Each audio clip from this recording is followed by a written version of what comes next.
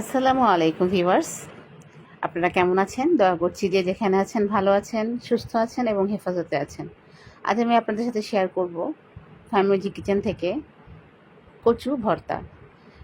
এখন বাজারে কালো কচুগুলো পাওয়া যায়, যে কচুগুলোর ডগাগুলো কালো রঙের, সেই কালো কচুর ভর্তা আমি আজকে আপনাদের সাথে শেয়ার করছি। কচুর ডগার থেকে নিচের যে অংশটা থাকে, পাতার অংশ থেকে নিচে যে অংশটা থাকে, সেই অংশটা আমি কেটে এভাবে টুকরো করে নিয়েছি। তারপরে চুলে একটা পাতিল বসিয়ে তাতে পানি দিয়ে, পানিটা যখন ফুটে উঠেছে তার মধ্যে একটু লবণ দিয়ে কচুগুলো আমি সিদ্ধ করে নিয়েছি। তারপরে চুলে একটা প্যান বসিয়ে কিছু শুকনো মরিচ ভেজে নিলাম। কচুটা সিদ্ধ করে আমি পানি ঝরিয়ে পাশে রেখে দিয়েছি। এরপরে এই শুকনো মরিচটা আমি সরিষার তেল দিয়ে ভেজে নিয়েছি তাওয়ার মধ্যে। তারপরে দিয়ে দিয়েছি কিছু রসুন, আস্ত রসুন, আর যে কচুটা আমি সিদ্ধ করে রেখেছিলাম সেটা।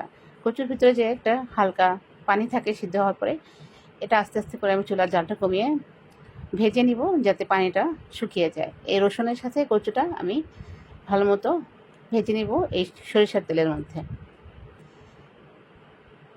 চুলা আঁচটা কমিয়ে ভাজতে হবে যাতে পানিটা শুকিয়ে যায় এবং কচুটাও সুন্দর মতো ভাজা হয়ে যায়। তো কচুগুলো আমার ভাজা হয়ে গেছে, আমি উঠিয়ে নিয়ে পাশে রেখে দিয়েছি।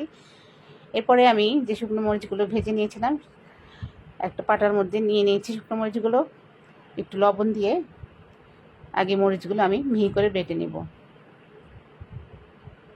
এভাবে এই কচুটা ভর্তা করলে খেতে খুবই অসাধারণ হয়।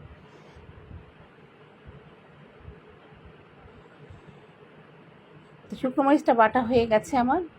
এরপর আমি এখানে এই কচু ভর্তার সাথে দিয়ে দিয়েছি একটু সরিষা, সাদা সরিষাটা আমি প্রথমে ভিজিয়ে রেখেছিলাম, তারপরে পরিষ্কার করে ধুয়ে ছাঁকনির সাহায্যে পানিটা থেকে তারপরে দিয়ে এটাও বেটে নিচ্ছি আমি মরিচের সাথে ভালো মতো।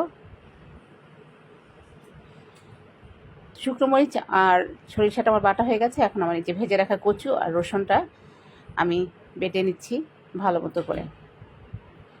যেহেতু এটা নরম, এটা আসলে খুব আলতো হাতে বেটে নিলেই হবে, একটা বাটা দিলেই হয়ে যাবে।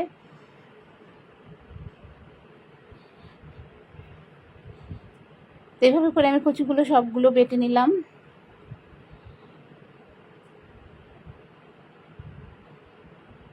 আপনারা যারা কখনোই ভর্তাটা খাননি তো একবার ট্রাই করে দেখবেন, খেতে খুবই সুস্বাদু।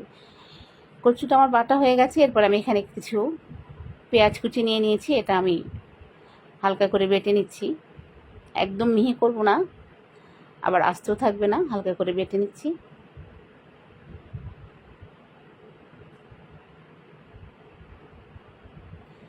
পরে কচুটা যে বেটে রেখেছিলাম, কচু এবং সরিষা, শুকনো মরিচ, সেটার সাথে এই পেঁয়াজটা মিলিয়ে দিলাম। এরপর এখানে আমি আরও কিছু পেঁয়াজ কুচি করে দিব। এই পেঁয়াজ কুচিটা খুব মিহি করে কুচি করে নিতে হবে এবং সাথে দিয়ে দিয়েছি সরিষার তেল। এরপরে ভালো মতো আমি পেঁয়াজের সাথে কচু ভর্তাটা ভালো মতো মাখিয়ে নিচ্ছি। তো হয়ে গেল আমার মজার কচু ভর্তা। আপনারা যদি ভালো লাগে বাসায় একবার ট্রাই করে খেতে পারবেন। এতক্ষণ আমার সাথে ভিডিওটা দেখার জন্য অনেক ধন্যবাদ। আসসালামু আলাইকুম।